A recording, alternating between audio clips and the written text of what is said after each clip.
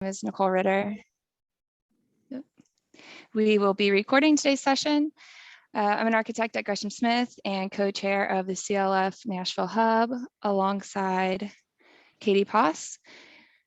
Our recording of this will be posted on our CLF Nashville YouTube page later this week. If you are not familiar with the Carbon Leadership Forum or CLF, it is a collective group of architects, engineers, contractors, material suppliers, building owners, and policymakers accelerating the transformation of the building sector to reduce the embodied carbon in building materials and construction. This webinar qualifies for an AOA continuing education credit. To receive credit for your attendance, please fill out the form in the link that I'll provide in the chat.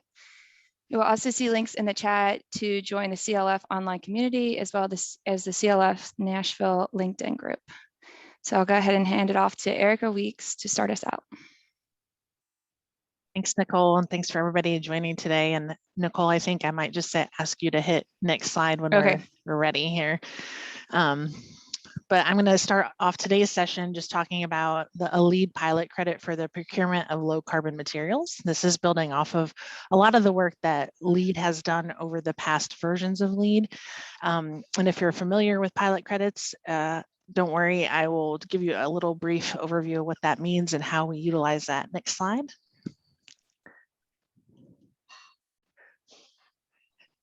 I'm part of Hastings Architecture. I'm the Director of Sustainability here. Over 85 of our wonderful licensed architects, interior designers, and my 44 LEED accredited professionals. Next slide.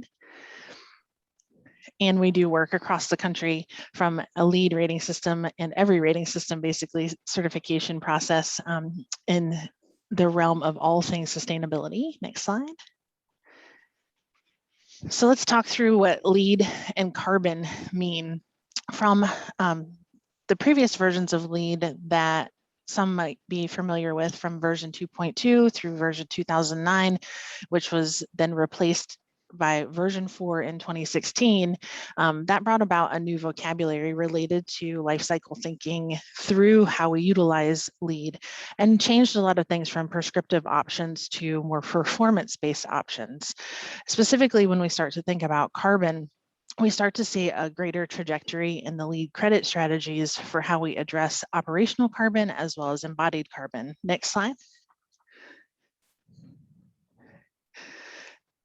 And with this new vocabulary, there's a slew of new key definitions where, to frame up the conversation, we all need to have a baseline and be aware of what these mean in the industry. And you might see these popping up on different manufacturers' websites, different resources that you're looking at when you're starting on projects, particularly for LEED or for other rating systems. But the key here is when we think about environmental product declarations, we're starting to think about transparency for that life cycle data and looking at over it's a building product's life, what kind of energy is used from that raw material extraction through manufacturing. And there are a slew of standards that these environmental product declarations that are prepared by manufacturers and then vetted by third parties are able to align with so that we know data is being consistently transmitted as well as vetted through folks just being able to understand holistically what's happening from their material life cycle. Next slide. Another key definition when we start to talk about embodied carbon versus operational carbon and the life of a material is thinking through what it means from a cradle to gate standpoint, meaning everything that we select as a material has some kind of raw material supply and some manufacturing component to get it to us. But really we're looking at the scope with that cradle to gate and not necessarily looking at how we're transferring or transporting that material yet to our project site. When we talk about a material in more of a cradle to grave aspect, you're thinking about it through its end of life and how we're even recycling it. A key here is thinking about when the material is in use and the building is operating, that's really when we're starting to talk about operational carbon versus the embodied carbon that deals with what we're purchasing sort of day one to create our building products. Next slide.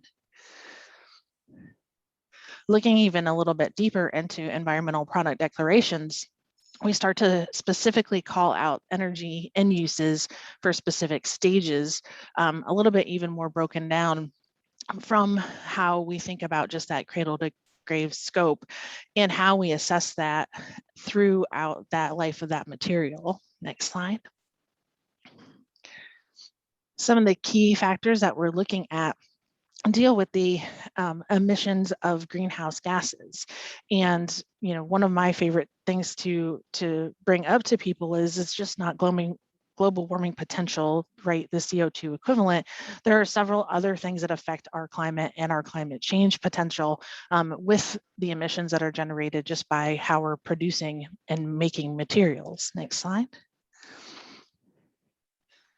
So when the launch of LEED version 4, and now with the version 4.1 under beta, we're still utilizing environmental product declarations as a vehicle for transparency, right? Asking manufacturers and asking folks who we get our materials from to provide us with this transparency information. And when we think about the life cycle of a material is then we're asking all these manufacturers for this information, but then how do we use it to look at materials more holistically and really understand if we're picking a better material? Right now, the first part of the environmental product declaration credit under LEED version 4 and 4.1 rewards us basically for that transparency document, right? That one has been prepared by a manufacturer and vetted either from their critical review industry-wide or a third party.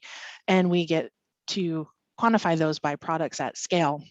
When we move into how do we actually look at these as part of the optimization in the second part of this credit, that's when we start to really look at how we're looking for what is making a better material, what is using or less energy and or using more renewable energy to create a product that has less impact on our overall environment. Next slide. So when we look at this second part of the credit, we're starting to see, again, some of this language repeated from what is this life cycle assessment, what is embodied carbon, and how is our global warming potential related to a baseline comparative. And when there's information provided by third parties and manufacturers, it can be pretty complicated to understand if we're meeting all of these different pieces and parts of this third party criteria and how we're using these products on a particular project. Next slide. Keying also into LEED version 4 and the specifics of whole building life cycle analysis. Those who are early adopters of LEED version 4 and 4.1, looking at the structure and enclosure of our whole building and what products we are looking at from this whole building LCA analysis, which could be quite time consuming and quite impactful for the materials that we're selecting or able to select for different project types as far as structural system and enclosure materials. LEED version 4.1 has slightly adjusted the requirements to at least give us more pathways about completing an LCA and then different ranges where we're showing reductions when we compare a baseline model to a performance model. This is a little different than where LEED version 4 had jumped right off sort of and asked us to generate reductions immediately for a 3-point option, whereas now LEED version 4 is giving us some more optionality to at least sort of start entry level if a project may not have an overarching goal that would get us to those larger reductions. Next slide. And this is where some, this pilot credit for the procurement of low carbon materials is actually helping us and feeding back information into that whole building LCA as well as the EPD credits. If you're not familiar with pilot credits, they're used under the innovation category on your LEED scorecard. They're worth 1 to 2 points depending on the type of credit. And this is where we can test new credit requirements that will eventually be ideas or strategies implemented into the next versions of the LEED rating system. When we look at these pilot credits, we are asked to register, pre-register them, that we're going to use them on a project, prepare all the documentation, and then give feedback so that the review team that looks at all how pilot credits then do get adopted or incorporated into the main credits have some feedback on what worked, what didn't. Next slide. So you fill out quite a few questions. Are there appropriate benchmarks, reference standards? Were you able to comply with this as written? Why did you even choose to do this pilot credit? And how successful was this? Were there any barriers? You do have to be successful in achieving the credit. So it is worthy of some dialogue sometimes with your project team and your lead coach if you have some challenges that may not be overcome easily, to understand how you can still get credit. Next slide. So this pilot credit for the procurement of low carbon construction materials actually is very valuable if you have not even started into the realm of whole building LCA, or even really looking holistically at how to use data that is found on environmental product declarations. This, from the Carbon Leadership Forum, is written to use some of their baseline information to help us better understand what materials we're using on projects and where available industry data already exists, where it doesn't exist, and how we can better help shape a baseline that can be used as an industry standard. Next slide. There's a lot of math on my slides, I'm so sorry, but there's we, again, because we're thinking about it from a lead perspective, we're looking at a baseline case versus a performance case, and then figuring out what percentage reduction we're doing. The points are awarded based on a low range reduction, which is 30% for 1 point, or a mid-range reduction, which is 30+%. Next slide. And there's a short list currently within the pilot credit for the materials that we're using on a project that must be included: concrete, steel, timber, metal frame, glazing, gypsum board, insulation, carpet, and ceiling tile, because these are the sort of materials first to target, from how much they get used on a project, either by cost or volume, and because they're the most impactful from a data transparency standpoint, where we have a lot of data that can be culled through. Carbon Leadership Forum published in 2019 and then has revised in 2021 these material baselines. Next slide. Which increased the categories, again, due to the amount of transparency data that we're now getting in the industry as more and more material types come on board with providing this data. Next slide. So again, here's where you look at this A1, A2, A3 scope, which is included in these different material categories, and how these baselines were collected, were looked at across the board by the Carbon Leadership Forum folks to have the ability to vet and provide information at a certain data set level. Next slide.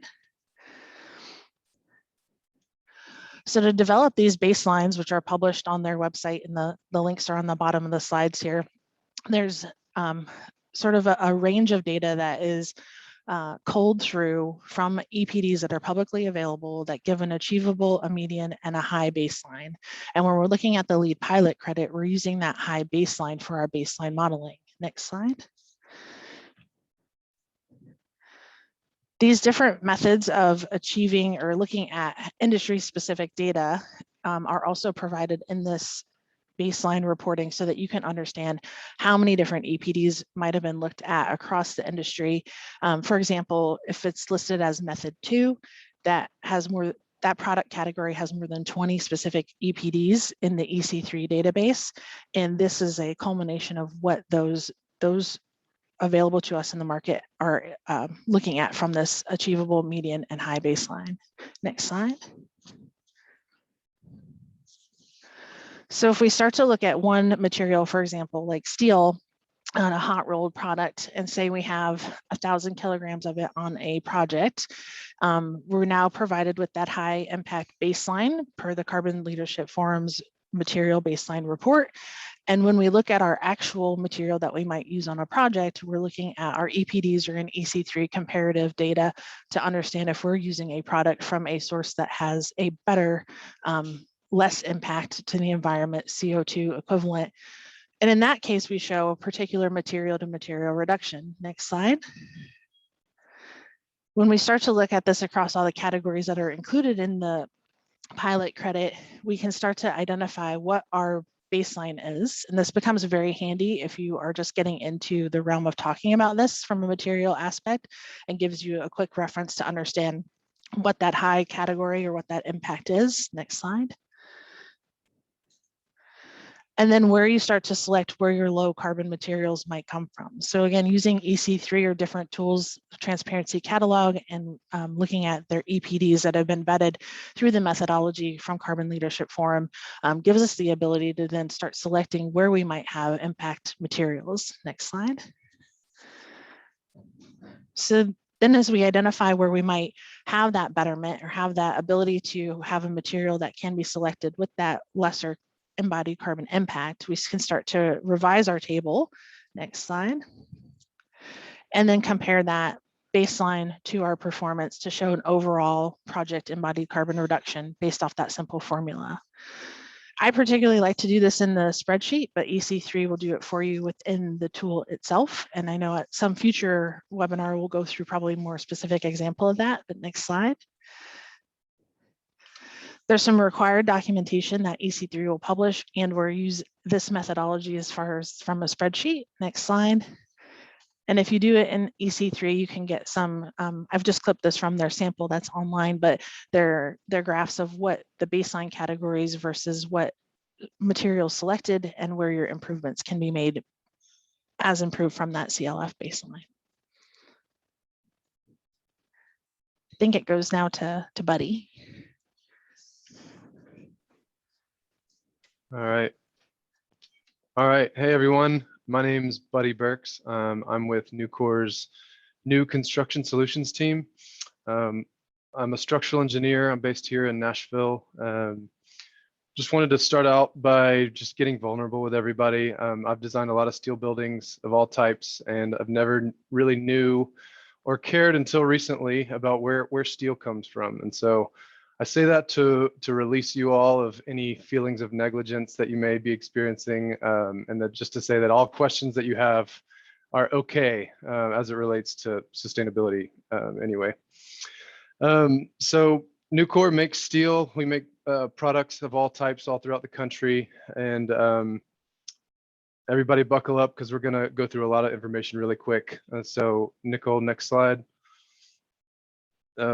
Learning objectives for today: understanding what BOF and EAF steelmaking means, understand what the global impact of steel production is. We don't have to spend much time on embodied carbon. Erica took care of a lot of that for us, but also understand what engineers can do to advance designs to be more sustainable. Next slide. So, two types of steel making: electric arc furnace and basic oxygen furnace. Those are the only two ways of making steel. Next slide. And here's kind of a good example of what that means for each one. So the basic oxygen furnace, or BOF, is produced using raw materials. So it's raw minerals that are mined from the earth: iron ore, coal, and limestone. 70% of the world makes steel using this integrated mill framework. So the pictures of BOFs are in the bottom left two pictures. You see that, those big smokestacks. That's how a lot of people envision steel, but in actuality, when it comes from electric arc furnace, that's one of our mills, Nucor's biggest mills on the right. That's at full capacity of producing steel, no smokestacks. Basic oxygen furnace uses low recycled contents. It consumes a lot of energy, a lot of man hours per ton. Electric arc furnace is produced using recycled steel as the main input. Some of our products are over 90% recycled content. Much easier to make, less energy, using less man hours. So next slide. So as you can see, mining, the environmental impacts of mining. On the left, you'll see the iron ore mine and coal mine in China, as it opposed to the inputs for the EAF, which is recycled material like your old cars, decommissioned buildings, toasters, wheels. I mean, anything that has been used before in steel can be recycled and then remelted and made into new steel. Next slide. So this is a great example, illustration of the actual how it's actually being made. So the iron ore and limestone is produced into a sinter, which is the process of heating up lime and iron to form a more solid substance, but it's not quite liquid yet. Coal is heat processed into a stronger material called coke in a coke oven, which is used to fuel the furnace. And so the blast furnace is the first process in this, and steel is ultimately made from liquid iron. So in the blast furnace, liquid iron is made by melting all that at really high temperatures, and then it moves into the basic oxygen furnace, the BOF. By blowing oxygen through the furnace, it creates a chemical reaction with the carbon and the oxygen, and it removes the oxygen from the iron.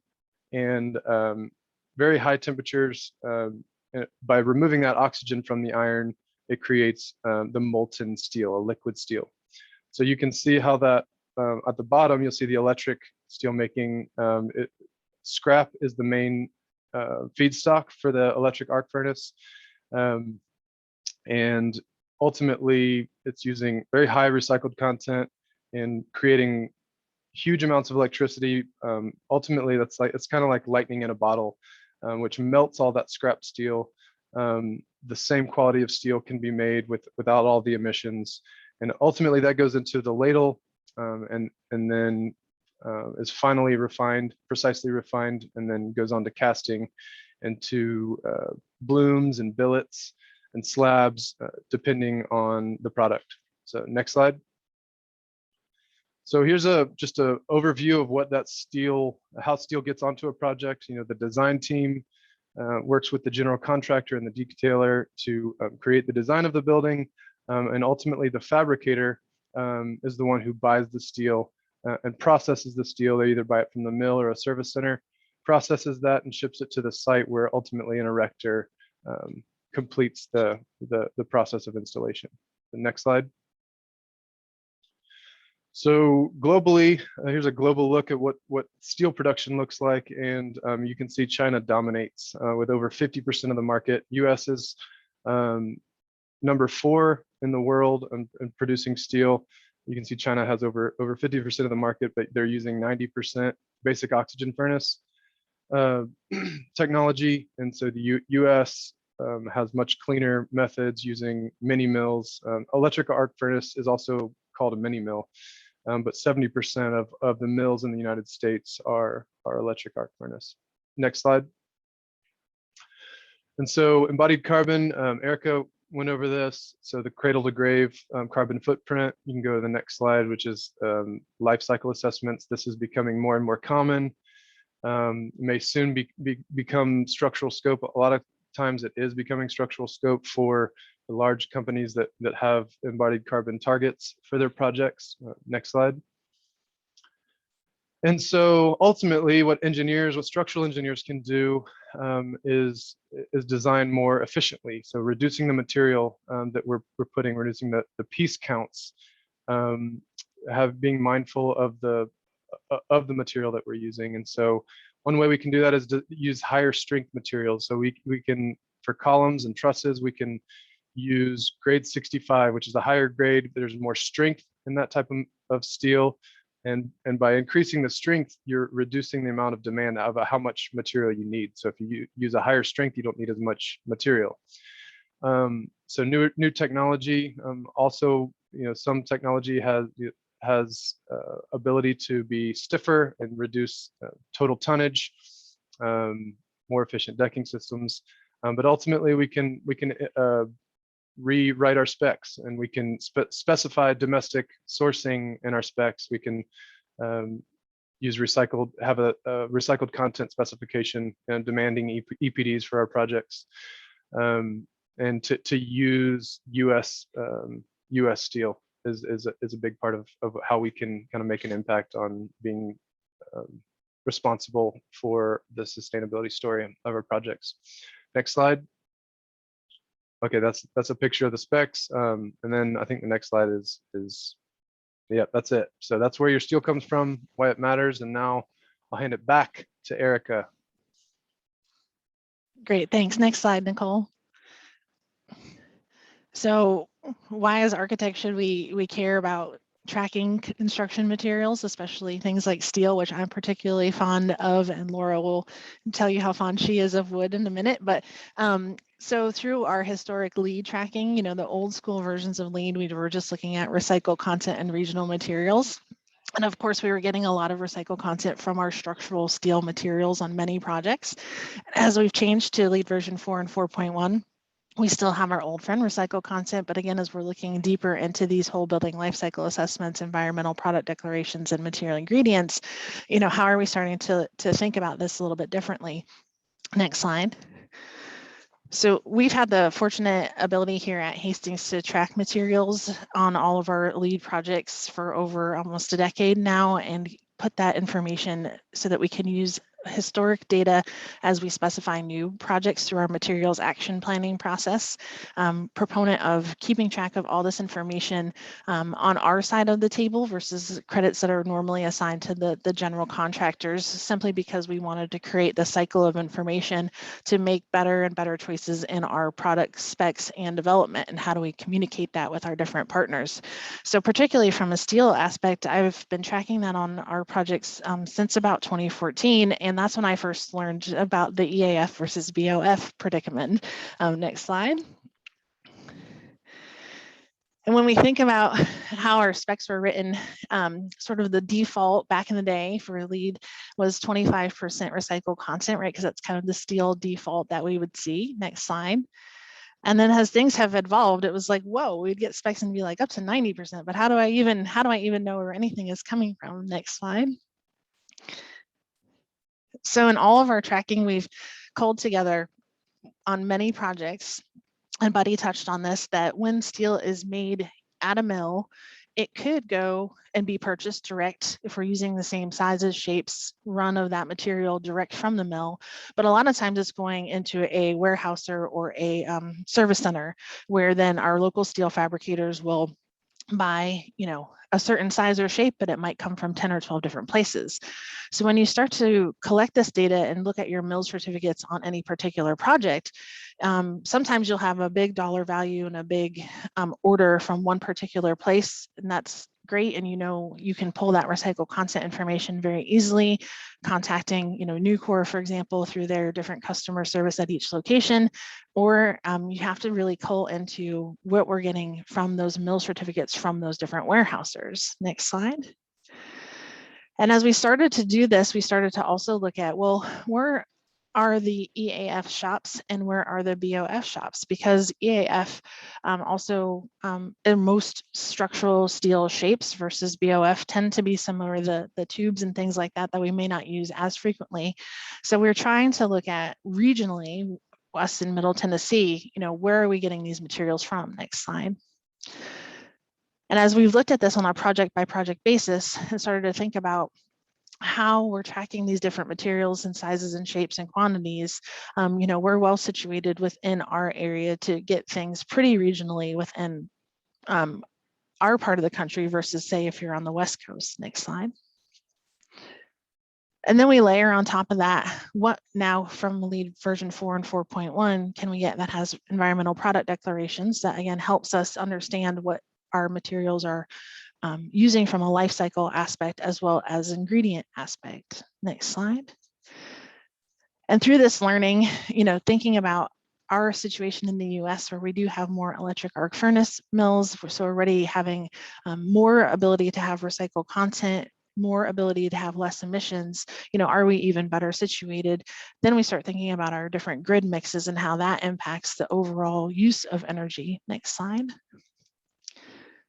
Again, using some different tools like Transparency Catalog and the EC3 tool to understand, again, at those large scales, rebar and or structural members, where are these falling within publicly available data realms, and how do I, as an architect, encourage our structural engineers to be more specific about their specifications? Next slide.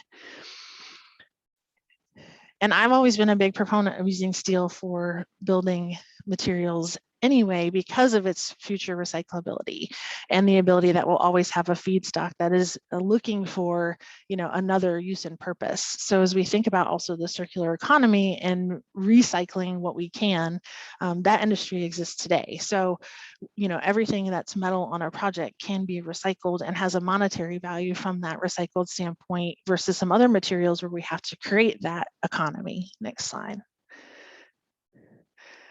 And I think with the boom of building across not just the US, but the world, looking at how much we can design also for that dismantling so that we can be providing these different scrap materials when we are building new versus when we are just, renovating in situ.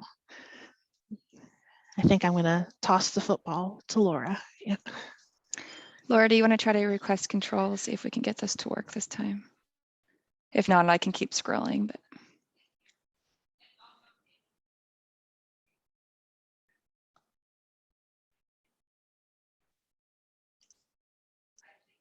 Laura, you're on mute. I pressed unmute. Sorry, everyone. Hi, I'm Laura Ollier with Hastings Architecture, and I'm going to do a fast and furious overview of sustainable wood procurement.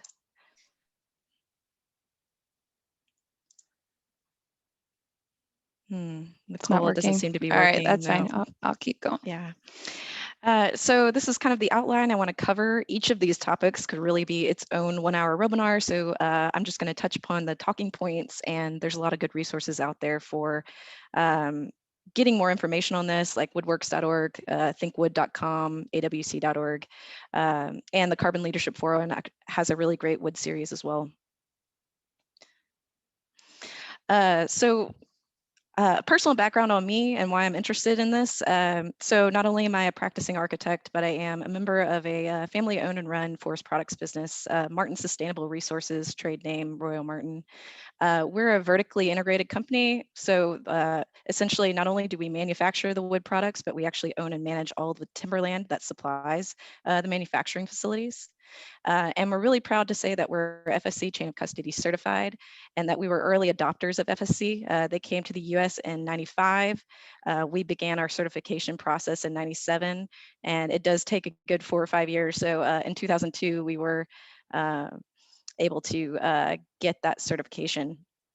And not only that, so you can see over there that our first timber mill was a very small operation, but now we are one of the largest OSB and plywood manufacturers in North America.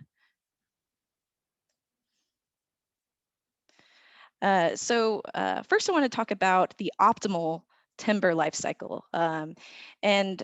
What's really exciting about timber in general is that not only is it our only renewable structural material, we cannot, or major structural material, we cannot grow steel or concrete, but it also has this really exciting potential to be a closed carbon system.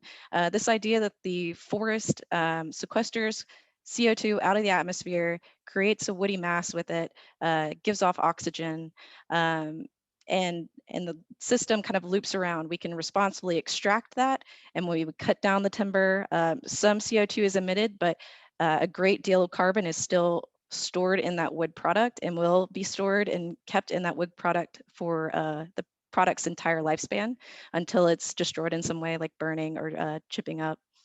And then we have a great system of zero waste manufacturing right now in forest products business. Any waste in timber is utilized as particle board, pulp for paper mills, or biofuel.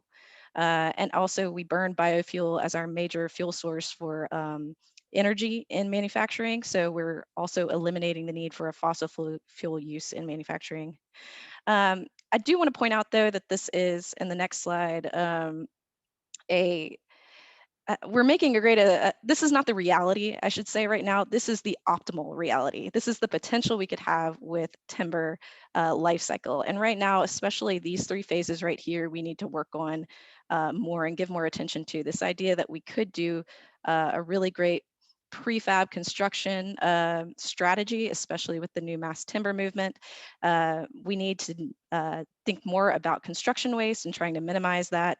And then pay more attention to how do we recycle these products and reuse them. So in the next slide, I want to show that we're really going to focus today on these two phases right here, the forest and resource management and extraction. So if you go to the next slide, first I want to talk about the forest life cycle because that's really important in this system. And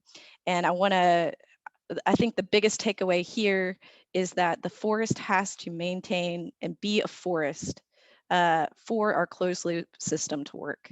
But not only that, it's really hard to analyze forest by a particular stand. Forests are always in flux. There's always something different happening. So a forest one moment might be a carbon source, the next moment it might be a carbon sink. So if you go to the next slide where we're showing this forest over here is actively growing, it's doing great. It is a huge carbon sink. And then on the next slide, this forest is actively burning and is a major carbon source, a substantial carbon source that is of concern. And so when you go to the next slide, it's that we really have to look at forests holistically to really understand how they're impacting our environment. And so there's some great data that's emerged that shows that forests globally are a carbon sink. So even though we have the burning, the decay, the harvesting of forests that do emit back into the atmosphere, the amount of active growth of forests is offsetting that and actually storing more carbon than it's emitting. So globally, we are a carbon sink. In North America, we're a carbon sink. And in the US, we're a carbon sink.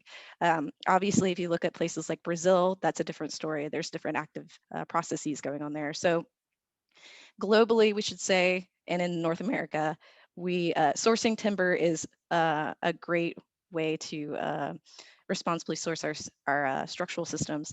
The other takeaway of this is that 50% of forest carbon is actually in the ground, in roots and in soil. And so while we're harvesting, there is minimal disturbance of that soil. And so that 50% is until the very end of harvest, which can be like 75 years and stuff sometimes. It's not disturbed. Whereas if this timber was being, if this land was being used for some other use, given over to agriculture or development, a lot of that ground storage carbon would also be emitted. So that's another consideration in this. So if we go to the next slide, you'll see this diagram to the left and right, a version of this oftentimes when you're talking about carbon store in timber. The slide to the left is looking at, maybe one stand, and the brown is that kind of stable soil carbon that's not being disturbed very much. The dark green is the forest litter, trees, branches and leaves that have fallen off. You'll see right at timber harvest there, the light green, the trees, their carbon storage falls dramatically. And that is because those trees are being taken out of the forest. What's interesting about this graph, though, it's not accounting for the forest products still store that carbon, even though they've been cut down, they retain that, and it's just being brought. So we're moving carbon, not losing carbon. We're losing some, but there's a substantial amount that you can see in the right graph in the long-lived forest products and in the short-lived that show that that is still carbon that's being stored and kept away from our atmosphere. Two other interesting items here are the energy substitution and the product substitution that we're trying to quantify. And it's very difficult to quantify, but people are really trying to understand how much additional carbon benefit we might have with wood because we're using timber over a different material and because we're using biofuel in the manufacturing versus using another fossil fuel. So it's all kind of interesting studies of, how is a timberland where you're actually harvesting timber different than keeping a forest that is just naturally growing, which is that orange dashed line. And as you can see in the orange dashed line, it also, the carbon storage in a natural forest tapers off. And that's because once a tree reaches its maximum growth, it doesn't store much or sequester much carbon out of the atmosphere. So there is kind of a maximum limit to that, to an old growth forest that when you're turning over and regrowing trees over and over, they're pulling more out of the atmosphere and it's more efficient. So on the next slide, this is a great graph that shows kind of relatively how much working forest, non-working forest, and public and privately owned forest we have in the US. And approximately a third of the continental US is forested. And you can see over 60% or over 50% is privately owned. And then that little dark blue dot or rectangle over there, if you go to the next slide, actually I circle it, is how much is harvested annually in relation to the amount of forest there is existing. And that arrow is pointing to how much is actually replanted or regrown. So we in the US have for the last 75 years had net annual growth of forests. So we grow more trees than we cut down. And that's true also in my family's business. For every tree we cut down, we plant back 4. So we've done a really good job in the US and North America of making sure that forestry is and timber harvesting is very sustainable. And not only that, there's really interesting data that's come out about the value of forest products actually increases the amount of forest land. And that's because, as you can see, most of the forest land is privately owned, which means at any given moment, it could actually be sold off as another valuable, what the landowner might see as a more valuable use, such as a private development or agricultural use. So it's really important to maintain a value to forest land, to maintain our forest land. So when people ask me, how is cutting down trees good for the environment? You say, well, it's a longer story than that.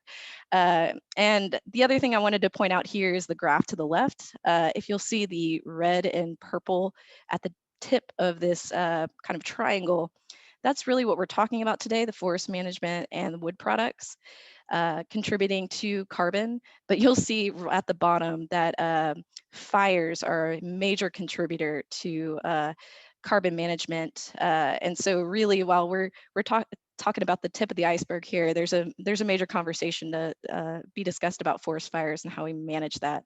And there's another argument out there that says, the greater value of timber also helps landowners pay for better forest management and gives more value to maintaining their forests.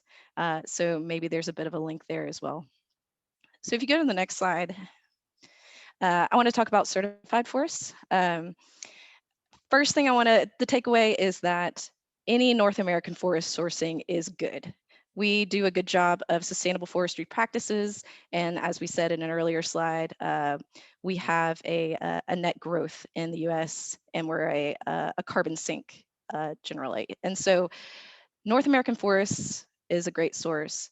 The better option is any certified forest. Any certified program is going to have some great environmental practices. They reduce the risk of illegal sourcing, which is a big problem, especially globally, but it also is a problem in the US. And so certified forests do require an amount of documentation of where timber comes from, because illegal sourcing is never carbon neutral or carbon sink. It is definitely an emitter. So that's something to think about.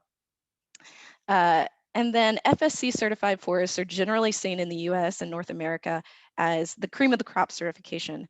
And that's because it's a holistic certification process. They're thinking about not only environmental, but social and economic interests. The auditors of FSC actually are required to go to community stakeholders and discuss forestry practices with them, which is really interesting. They have prescriptive protection of habitat and water resources and disturbances, so they're very particular in how you handle that. And they're a global standard. So kind of the takeaway here is all of these are good, but FSC is really seen as the best option for sourcing your wood. So if you go to the next slide, I want to just touch on illegal sourcing.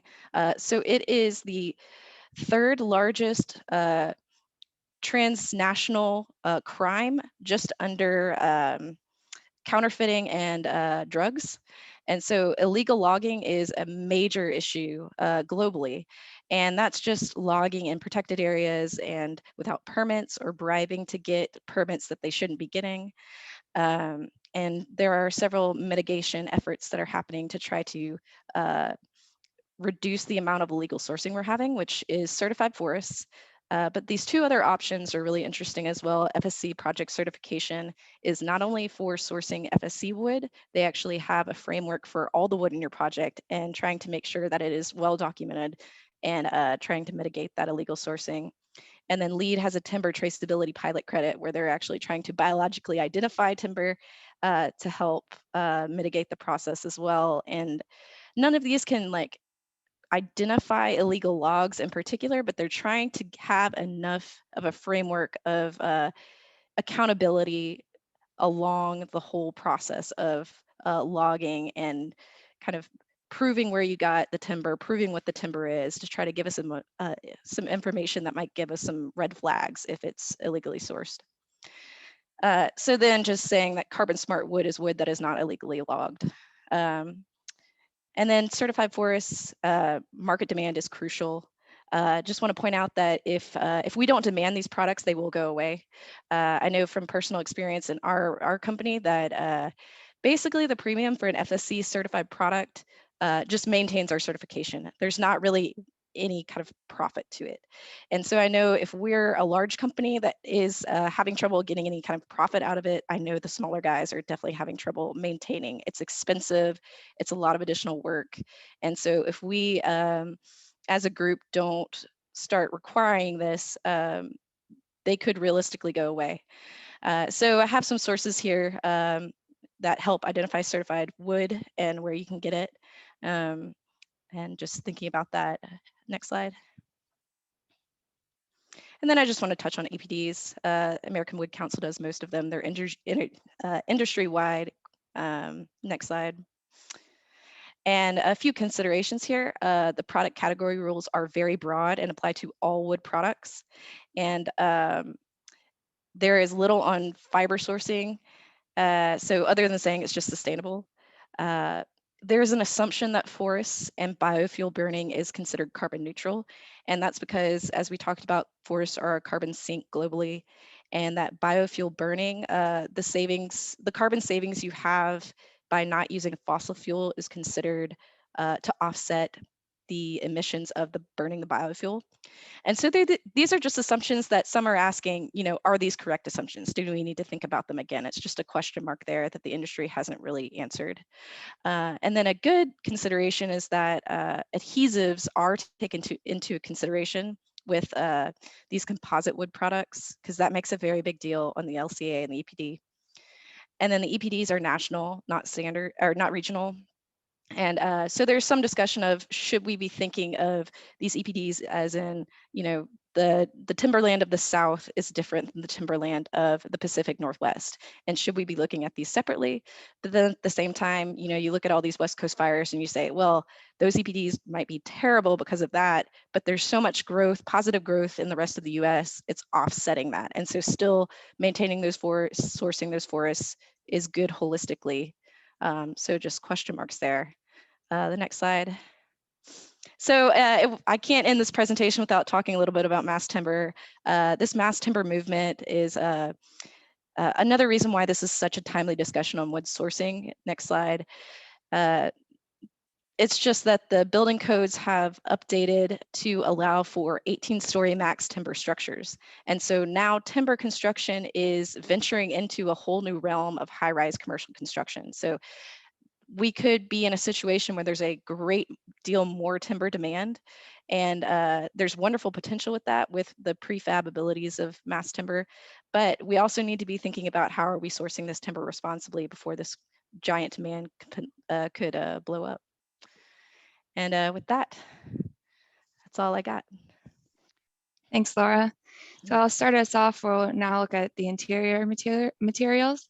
And Michelle will be speaking about this, but I want to first touch on, typically when we do a life cycle assessment, the interiors materials are less than the structure. The structure and the envelope usually encompass most of the embodied carbon in a new construction.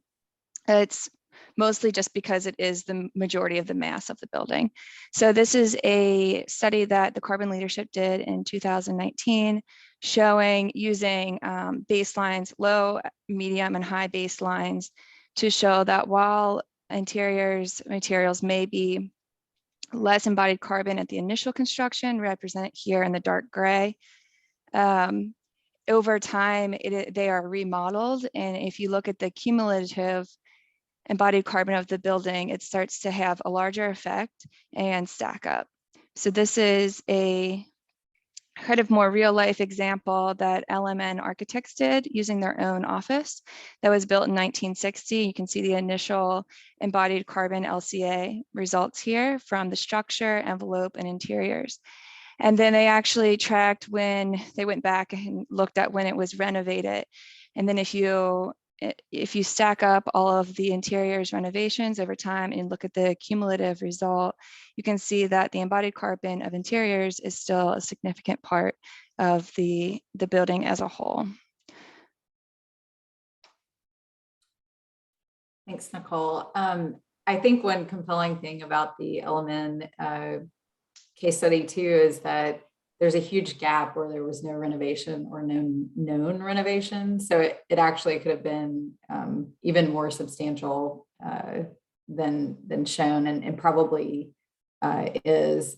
So I think this just helps break down kind of proportionally, and this can look slightly different, but I think the big takeaway here is kind of the high impact areas. So it's wall assemblies, it's flooring. Flooring's a huge one that has a high impact.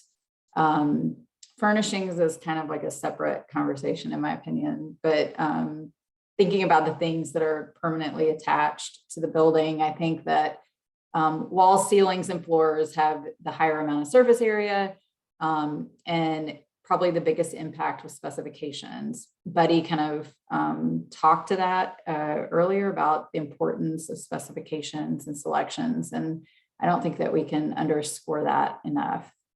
You can go to the next slide. So if we kind of unpack just some of the bigger ones, thinking about wall assemblies, we've got metal studs, we've got insulation, usually in an interior, it's in the form of sound baths, and drywall or gypsum board. So just kind of looking at a couple of those, since we've kind of short on time, I think the big takeaway here is insulation matters, that what you put inside a wall matters. You can keep going to the drywall. There's ways that in your specification, you can look at who is manufacturing the gypsum wall board. There are manufacturing techniques that use basically less water, which uses less heat in the drying process. So there are ways that your specifications can specifically target a lower embodied carbon footprint. Next slide. Flooring, specifically carpet, especially in like workplace where we have very kind of carpet heavy interior spaces, and carpet is also changed out probably more frequently than a lot of other items. So there's a lot of different aspects of what to look at. But if you go to the next slide, I think that you will see there are certain manufacturers, specifically in the carpet arena, that are really kind of thinking differently about how they manufacture. So Interface is probably at the forefront of that, although there are other companies as well that are certainly thinking about this, but they are kind of suggesting that we look at carbon as a resource, which I think is a really interesting and compelling argument. Next slide. So in this, they're literally looking at taking kind of sequestering the carbon, using technology and capturing it into materials that are used to make flooring materials, carpet. And so that kind of captures that carbon, and then ultimately that carpet can be recycled. They've perfected a way of completely reusing the carpet. Next slide.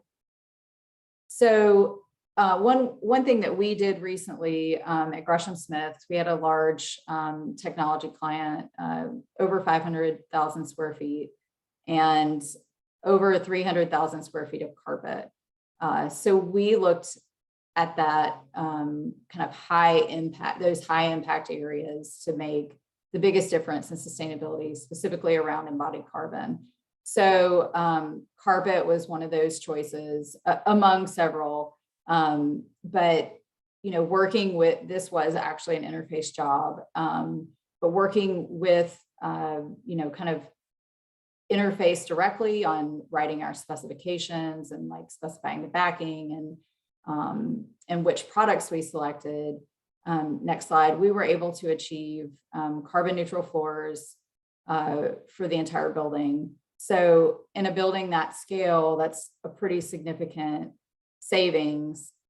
And I think some of the big takeaways specifically related to carpet, and some of this kind of seems very obvious, but is just tile has less waste, roll goods, you're having to cut if you're not right on the module. And that's kind of a takeaway for all materials really, is if you can design to the module and have actual material savings, that's always a preferred thing. And then specifying carpets with either bio-based content or nylons, plastics, or highly recycled plastic content. Also solution dyed nylons are best from a embodied carbon footprint perspective in the way that the manufacturing process works. And then the backing that you specify on carpet is really critical to whether it's red list ingredients or the actual EC footprint. So next. So just, I think some general guidelines for interior finishes. First, obviously set your goals and targets for the project. Everybody needs to be on board for what those are. That's the owner, the project team, ideally the contractor, so that if there are lead time considerations or costs, those conversations can happen in the beginning and potentially be mitigated by, early release of materials or whatever. So designing for durability probably has the most impact on an owner occupied building where they don't have to replace things because they're wearing out. I think in lease spaces, which is the bulk of TI, that's everyone has preference, and I think that those are maybe harder conversations. But making the case for reuse and recycled materials whenever possible, and again, kind of really focusing on those bigger impact materials that we saw in the pie charts, like paint, flooring, your wall assemblies, ceilings. And then I just can't underscore the importance of specifications, really, whether it's FSC wood or the way that steel is made or your drywall spec or your carpet spec, that's really where the rubber hits the road. It's what can really be critical to your project, and then following that specification all the way through NCA with your shop drawings, getting a clear understanding that certain substitutions are not going to be accepted. And so I think, next page. With that, it's like, I think a lot of people, if they're starting this process, can feel overwhelmed and don't really know where to start. And I think this Metropolis toolkit is really one of the best ways. And we can just quickly flip through this, Nicole, but basically it's like, if you don't know the language, here's the language very clearly defined. And so you can really understand what you're dealing with. And I really think this is like a 101 resource. So if you're starting out, this is great. If you've been in it for a while, this is probably not as helpful. But it's a great one-stop shop for all of these resources that will help you select materials, help you understand the impacts of specifications, and even sample. So with that, I'll turn it back over to Nicole and she can talk about CLF resources as well. Thanks, Michelle. Thanks for the rest of our speakers for a great overview of embodied carbon in construction. So I just want to end with reminding everyone, if you want your AIA credit, to please fill out the JOT form on the link in the chat. And then we've also provided some links to join the CLF Nashville Regional Hub and the online community. We ran out of time for questions, but if anyone has questions for today's speakers, feel free to reach out to them with the emails. And thanks for joining us.